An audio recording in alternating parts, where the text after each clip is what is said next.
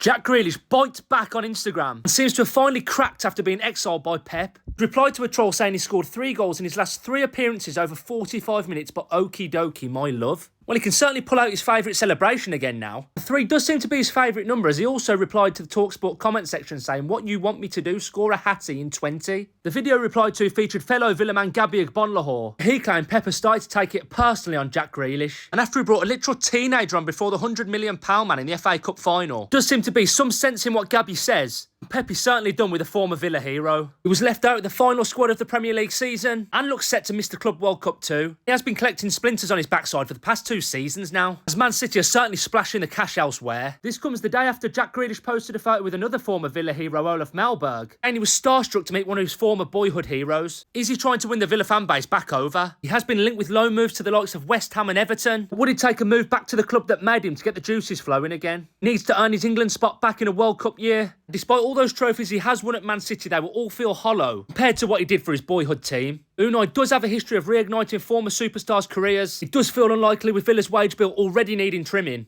It would certainly split the fan base with a lot of supporters unwilling to forgive. But what comes next for Jack Grealish?